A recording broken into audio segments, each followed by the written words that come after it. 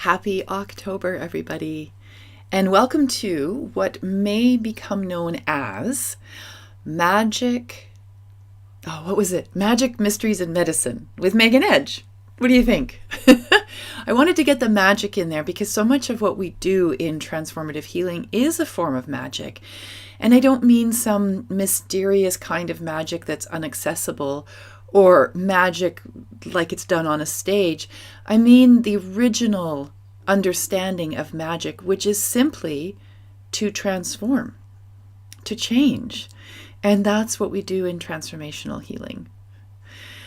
The mysteries, well, because sometimes that's where we are. We're in the mystery and we don't get to know the answer and we don't receive the understanding in the moment, maybe never. We allow and accept that there are things in life that are mysterious, and we let that be what leads us. And then medicine, because of course it's all medicine. Medicine is what we use to heal ourselves, and whether that medicine comes in a bottle over the counter, comes in the way of a meditation or a visualization or a hug from a dear friend or love of a mother or a father, that's all medicine. And that's what I want to talk to you about today. And I was hesitant. I was hesitant to talk about this because I don't often share with people about my mother. My mother passed away, died, crossed over, whatever you want to call it, back in the year 2000. So almost 20 years ago, 18 years ago now, at the end of September. And the last couple of years, I've thought about her a lot. I mean, I think about her every day. She pops into my mind at least once a day. And I know that she's around an awful lot because she loves my daughters, who she never got to meet. But over the last couple of years, I've been doing a lot more work around my relationship with my mother and my experiences of my mother. And here's what I want to share with you. First of all, I want to share with you. That's my mom. Isn't she beautiful? This picture was taken when she was in her early 40s. She was so stunning. So stunning. And creative and loving and so wounded. So wounded. And when she and my father separated and then eventually divorced, she followed that up with a whole manner of health problems, emotional problems, energetic problems. When she died, well, to be perfectly honest, a part of me was really relieved. I was relieved that she wasn't in pain any longer, emotionally and physically. I was relieved that she had decided it was her time and she was willing to go. And I was relieved because I wasn't going to have to navigate my relationship with her anymore, at least not in the physical day-to-day realm. Because the last few years of her life, it was a very complicated and draining relationship because she was in so much pain. But at the same time that she was in so much pain, she still had this beautiful creative spark in her. And she sent me a photograph of one of the weeping willows in Beacon Hill Park around the pond that she had taken. And on the back of the photograph, she wrote, "The bridge, the weeping willows, and the blossoms made me stop and be thankful for such beauty."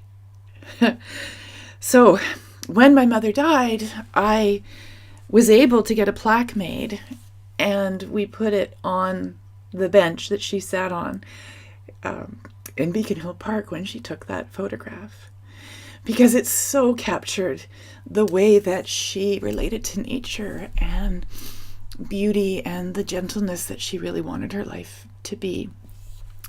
Now, she made a lot of decisions and choices that, well, as my older daughter would say, it could have been easy to not have made that choice. And she struggled with addiction and alcohol and various medications, all in an effort to navigate her pain and her wounding. And here's what I really, truly believe. If there had been a healer whose path my mother had crossed, who did the kind of work that I do, and did this work in the way in which I do it, the whole mind, body, spirit, mind, body, soul healing, I believe that she would still be alive today. I know she took her exit point when she did, and I do have a belief that we all make that choice. I just think it got too hard for her to be here. But if there'd been somebody, not me, it couldn't have been me. First of all, I wasn't there yet as a healer, and secondly, it can be a lot better to not have it be a family member to be your main healing person. But she'd still be here, which would mean that she would have healed, and she'd have an amazing relationship with her granddaughters and a whole lot of other things.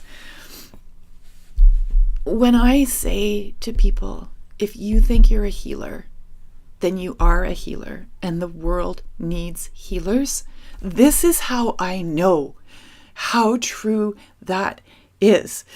And this is why it matters so much to me that if you even think you might be able to help people to be a healer, then do it. Just do it.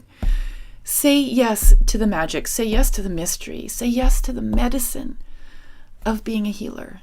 Please. The world needs us. And there's enough people to go around. When you become a healer, you will always have clients. There will always be somebody that you can help.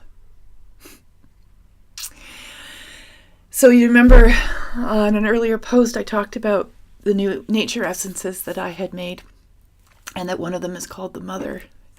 And this is why I made it. I made it for my own healing and my own wounding. And what I know to be true when we lose someone or something, we're not meant to get over it. Although well-meaning people may assure us that that will happen.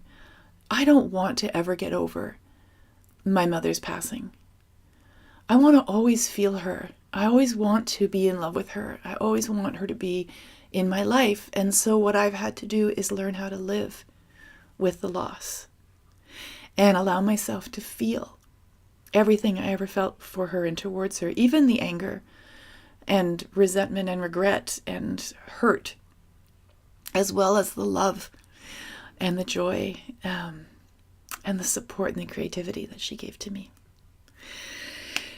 So before I sign off, I'm going to spray my mother essence.